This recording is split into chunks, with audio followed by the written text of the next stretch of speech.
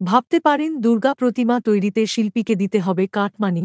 তোলাবাজির নয়া খেল তৃণমূলের উত্তর কলকাতার মানিকতলা বিধানসভা কেন্দ্রে উপনির্বাচন ১০ জুলাই। এখানে তৃণমূলের প্রার্থী হয়েছেন রাজ্যের মন্ত্রী প্রয়াত সাধন পাণ্ডের স্ত্রী সুপ্তি পাণ্ডে। জোরদার প্রচার শুরু হয়ে গিয়েছে, কিন্তু ইতিমধ্যেই একাধিক অভিযোগ আসতে শুরু করেছে মানিকতলা বিধানসভা কেন্দ্র সংলগ্ন এলাকা থেকে, যা দলকে যথেষ্ট অস্বস্তিতে ফেলেছে। মানিকতলা কেন্দ্রের প্রস্তুতি নিয়ে এক বৈঠক ডাকা হয় তৃণমূলের তরফে।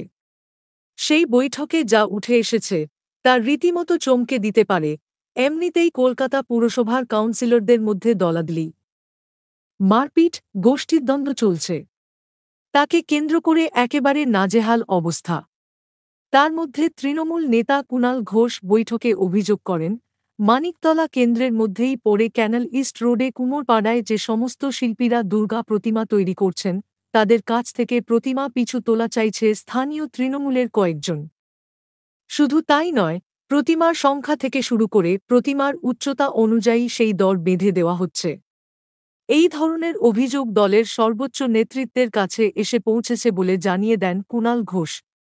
এতদিন পর্যন্ত অন্যান্য ব্যবসায়ের ক্ষেত্রে তোলা নেওয়ার একটা প্রচলন ছিল, এবার কুমোরপাড়ায় যে সমস্ত শিল্পীরা প্রতিমা তৈরি করছেন সেখানেও যে তোলা চাওয়া যেতে পারে তা দেখিয়ে দিল তৃণমূল।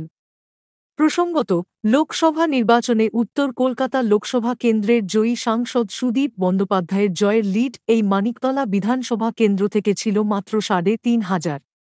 ফলে তৃণমূলকে যে যথেষ্ট বেগ পেতে হচ্ছে মানিকতলায় সেটা স্পষ্ট হয়ে যাচ্ছে।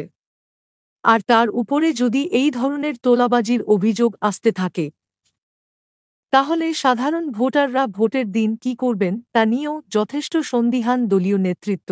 তাই অবিলম্বে এই বিষয়ে কড়া পদক্ষেপ নেওয়ার হুঁশিয়ারি দেওয়া হয়েছে।